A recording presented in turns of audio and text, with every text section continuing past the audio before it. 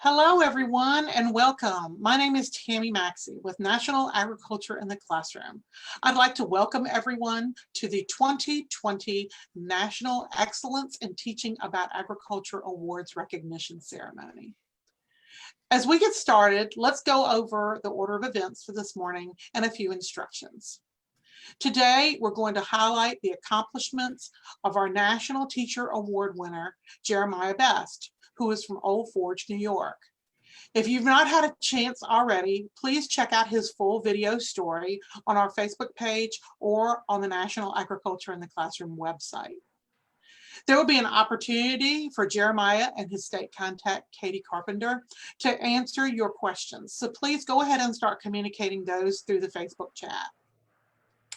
This year, we are recognizing our national teacher winners a little differently, as our national conference, originally scheduled for Salt Lake City, Utah for next week, has transitioned to a virtual summit due to the COVID pandemic. Each of our 8 National Teacher Award winners, along with our agricultural advocate, will be celebrated throughout the month of June on Facebook Live's broadcast like this. The National Agriculture in the Classroom website has a full schedule of those presentations, so check out there and visit each one of our folks. We hope you'll take time to see each session and learn about how these exemplary educators incorporate agriculture concepts into their core subjects every day. These teachers have worked diligently throughout the year. This program has been made possible today through the USDA National Institute for Food and Agriculture and Farm Credit. Thank you to both those groups for making our program possible. Today, we recognize Jeremiah Best. He is a 5th grade teacher at the Town of Webb Union Free School District in Old Forge, New York. That's in the Adirondack Mountains, and he embraces his school and community garden as a way to help students deal with a recent local crisis and strengthen their critical thinking skills by developing biomass fertilizers, composting, prevention devices to keep wildlife out of their gardens, using a Bluetooth automated drip irrigation system. He also works with maple. He also has some water testing pieces. Jeremiah, you have got a lot going on at your place. Tell us about your program. So our program started about 5 years ago when I started at Town of Webb School. And my first day, we were responding to another mental health issue from one of our past students. We are here in the Adirondack Park, which is in the northern part of New York. We're a zone 3 climate. We just got out of another 7.5-month winter. So our winters can be quite long. A lot of times those cause mental health issues. Can also other health issues. We're pretty far away from any major populous areas. So our medical support can be lacking. So we just started to look at programs on how we could support that area in our community and with our students. But we also wanted to create areas where our students could use their critical thinking skills.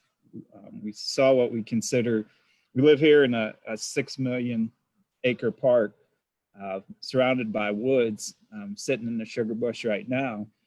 And our kids deal with what we call nature deficit disorder. So they just don't get outside and don't know how to be outside, don't know how to connect to life outside the classroom. So we really worked on how can we identify areas for critical thinking, mental health, physical health, to introduce areas where students can engineer and create solutions and re-engineer. So we wanted to give them a very diverse understanding of the world and be able to apply our state standards to what they were learning. So not just to sit in a desk and learn about fractions, but to go out and measure the circumference of a tree or build a garden. So we have a year-round program. It starts with the gardening in the summer. It's a community school garden, and our students harvest in the fall, not just in our 5th grade class, but throughout the school. We have our AP nutrition class, drying herbs. We use some of the food to pass out through the community, but it's really about creating a community space and a space to learn. We go into tagging monarch butterflies that we use to track the flight paths and migration paths of the monarchs, which can go into our, not just our math, social studies, all core areas. From there, we go into our trout tank, where we grow trout in the classroom, which is a national organization. We use that water to our water that we clean the tank from to fertilize our gardens, as we're learning about the nitrogen carbon cycles. And we do a lot of volume with that.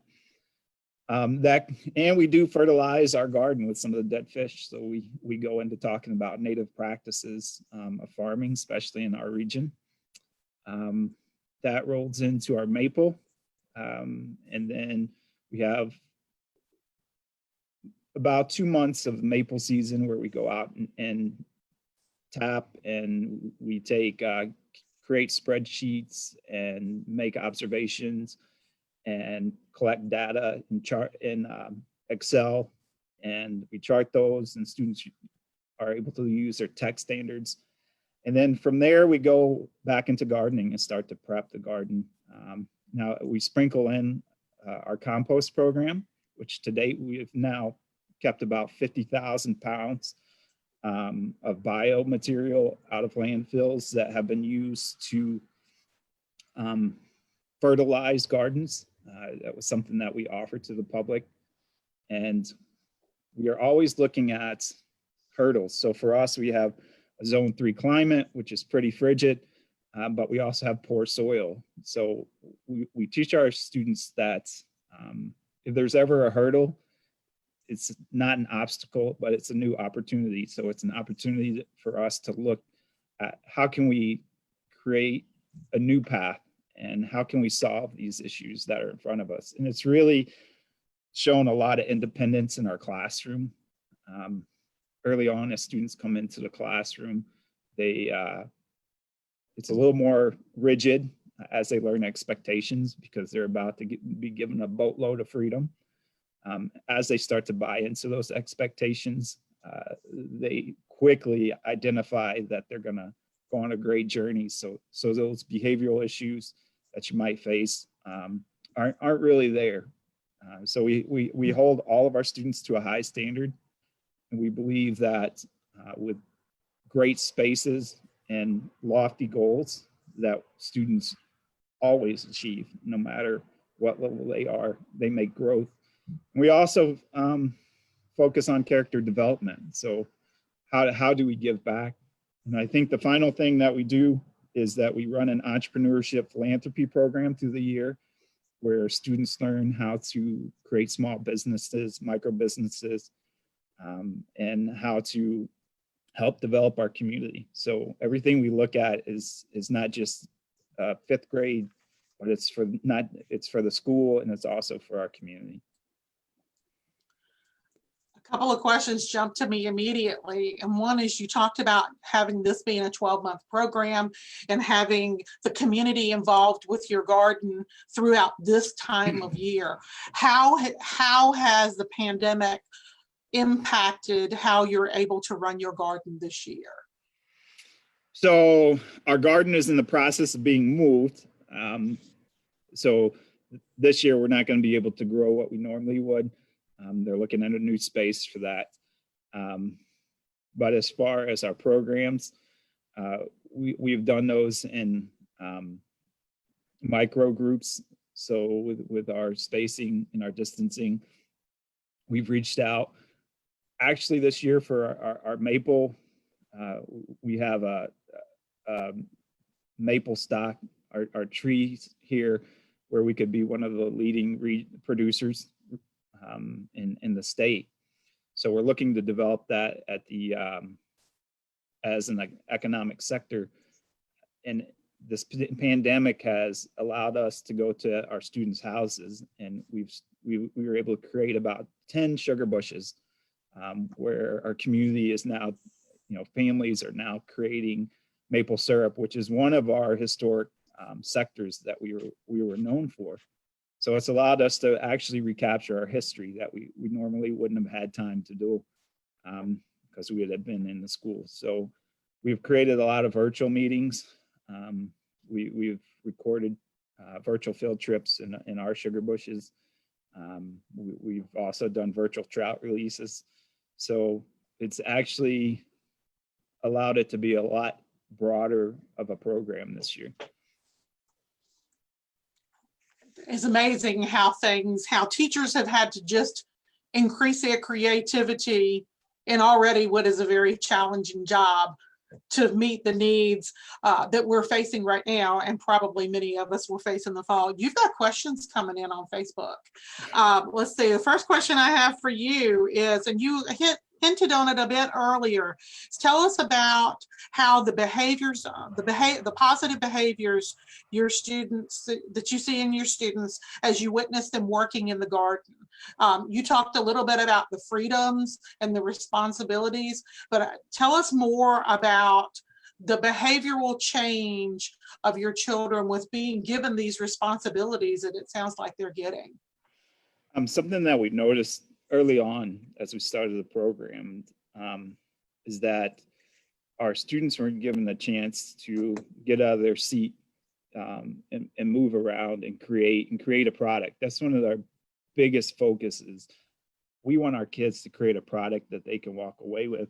Right here, we have been 3D printing trout fishing lures to donate to a local charity that supports breast cancer. And so, our kids these are corn-based filaments, so they're biodegradable, and they're creating something to give back.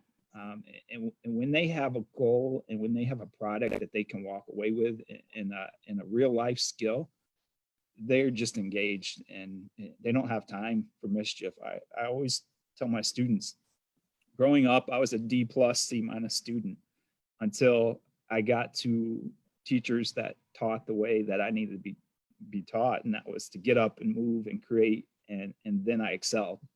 And it just naturally, by giving them that independence and holding them accountable. I mean, we do have our road bumps every now and then, but they hold each other accountable. When they start to get off task, others are engaged and they just pull them right back in. So it's just a natural process. With our character development, we really teach about respect. I respect my students. I expect respect back. And there's an old adage, you catch a lot more flies with honey than vinegar. And they see that pretty quickly, especially as they're trying to develop a small business. If you were just to be disrespectful to somebody or goof off, you're not going to be very successful. When you apply yourself and you're respectful, you're going to get a lot more impact in return.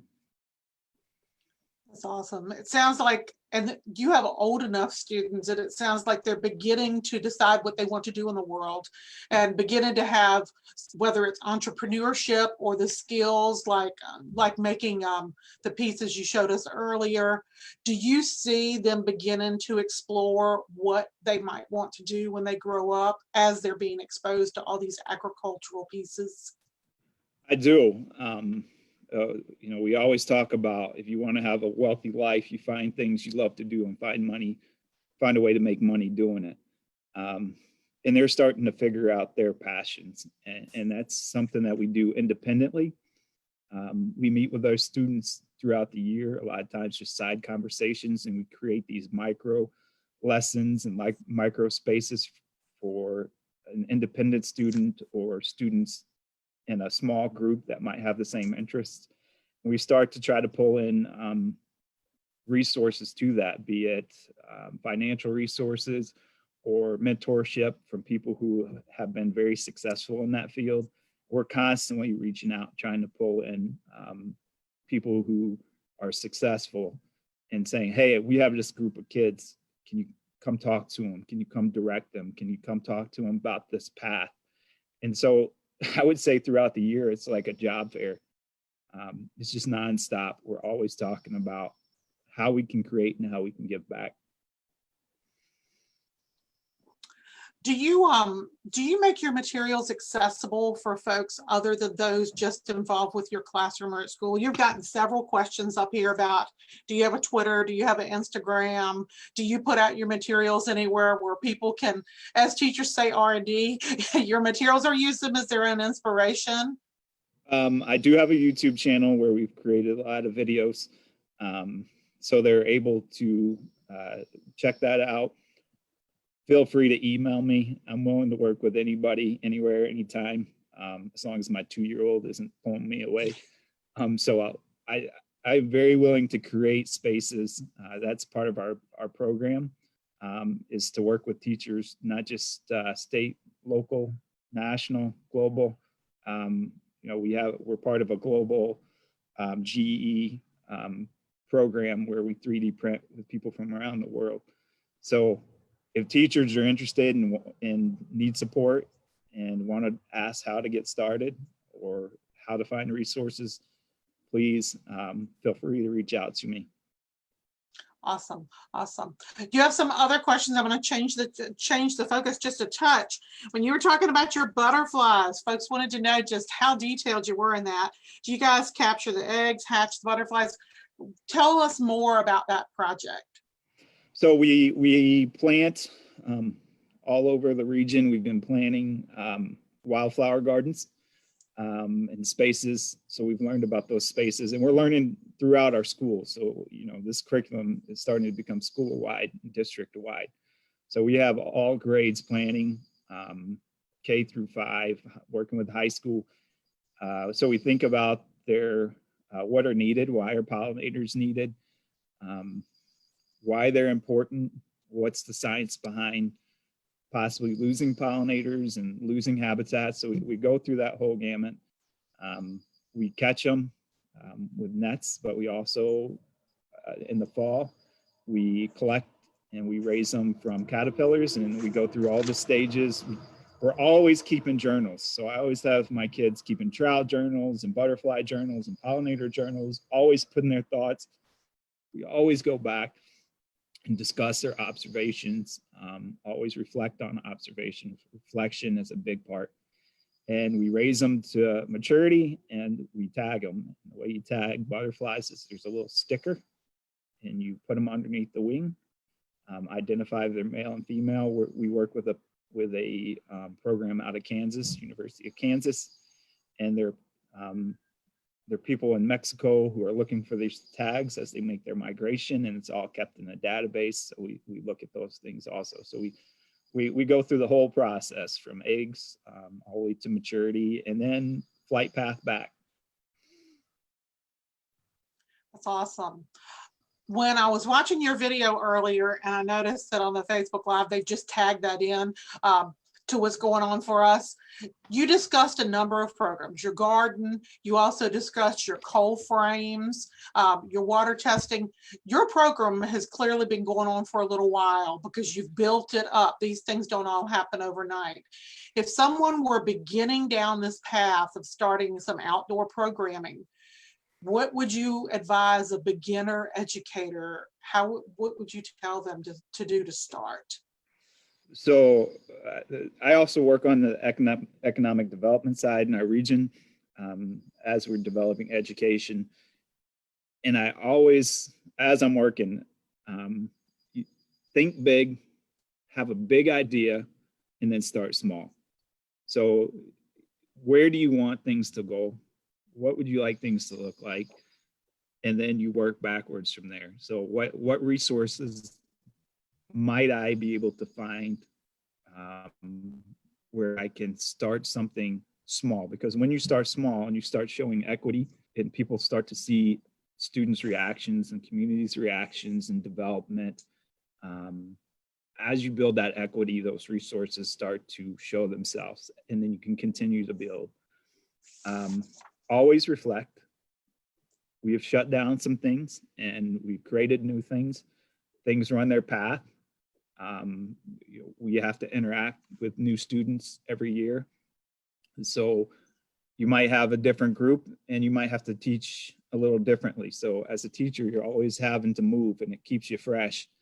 It is time consuming, and but it's a great opportunity. You build a strong community and pull your community members, get your message out there.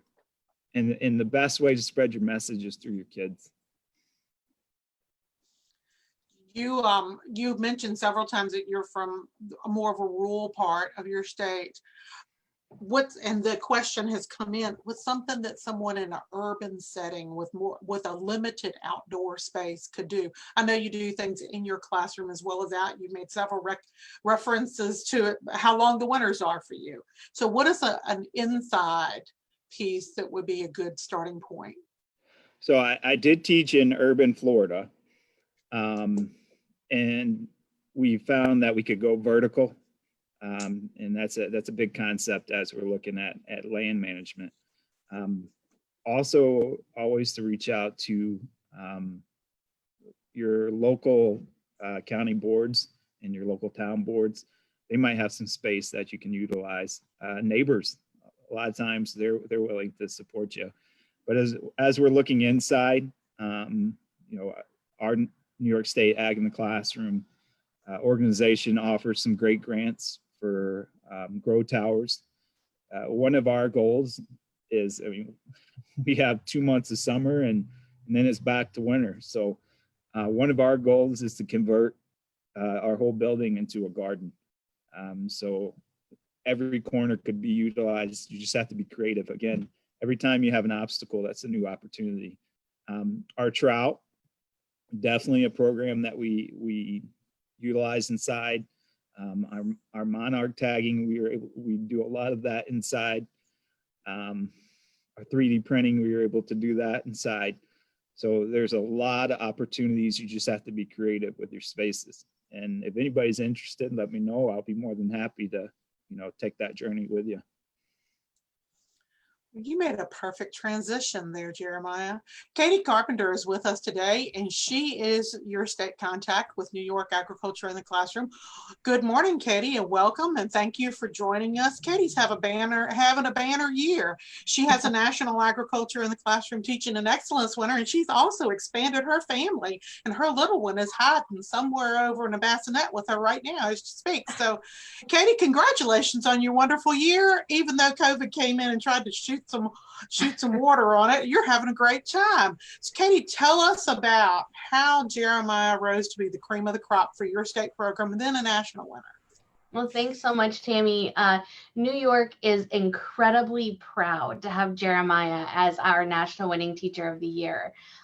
We have been spending a lot of time with Jeremiah over the last few years. And as I continue to get to know him, just the more his program continues to impress me.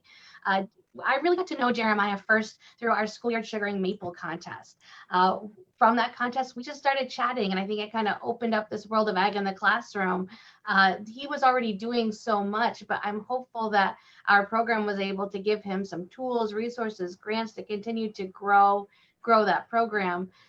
Just from meeting Jeremiah and talking about his program, the thing that strikes me most is his creativity and his innovativeness. He really takes an idea and runs with it. He has this personal interest and passion in so many different areas, and that personal interest and passion is able to play into what he's doing in his classroom. And as you continue to talk to Jeremiah, you learn more and more about his big ideas. So as I sit here for the first time in my office in about a month or so since my little one was born, I can't help but always look at this little Post-it note here. And this Post-it note that I keep next to my desk is my Jeremiah list. So these are these big ideas that Jeremiah has, and maybe university connections that I could possibly make for him. But because of Jeremiah's enthusiasm for what he does, it invigorates me as a state contact to continue to be creative and find resources and more teachers like Jeremiah to build those connections to help make our program better. So that always sits on my desk so that I can help make his program a little bit better. And just to really touch on the first time I got a chance to visit Jeremiah's class, we were actually shooting a video for our Maple program. So I have this videographer with me. We come into his classroom. I mean, that would set off any classroom as it is, to have somebody come in with a video camera and two guests visiting you for the day. But to walk into Jeremiah's classroom and to see how self-guided and directed his students were, it was incredible for me to watch fifth graders self-manage themselves. They were doing their trout program first. They were checking their pH, they were checking their nitrites and their nitrates. And then as soon as that testing was done, they knew what their next job was. They were inputting it into their Google spreadsheets. They were getting their jobs done. And there was even a point where one of those test tubes broke, and the kids all stopped and they all worked together to clean it up, and nobody freaked out. They just moved on to the next thing. And then just to see them getting on their coats and grabbing their gallon milk jugs to go out to the sugar bush. Everyone knew what their job was. They did their job and they came in. It was just a calm setting, but there was enthusiasm amongst those students to want to do those projects. And that really is all part of Jeremiah's development of those students, his belief in his students. And it was amazing to watch how he can set them up for success. You know, I work with other adults who don't know how to collaboratively work together. And to see fifth graders doing that better than some adults I've worked with, he really has set them up for a lifetime of success. So New York Agriculture in the Classroom could not be more proud to have Jeremiah as our National Winning Teacher of the Year and our State Winning Teacher of the Year. And we just want to continue to sing his success from the top of the rooftops. Even during this time of pandemic, we think he has so much inspiration to offer other teachers, not only in rural areas or across New York State, but across this country. Well, thank you very much, Katie, and thank you for sharing. You're a great educator with us. Jeremiah, I thank you so much for spending your time with us this morning. You have a beautiful home. When we talked before this started that you're actually sitting out in your yard. Many of us would be jealous to have that as our backdrop this morning. So we congratulate you again and all the things that you're doing with students in your school district, just to continue to use agriculture as a vehicle to teach your children their core subjects and to have them greater value where their food and basic needs come from, and just learn so much more about that. For they will be our workforce of the future. They will be our decision makers of the future. And I can tell that the projects that you're working with them on are preparing them for that path.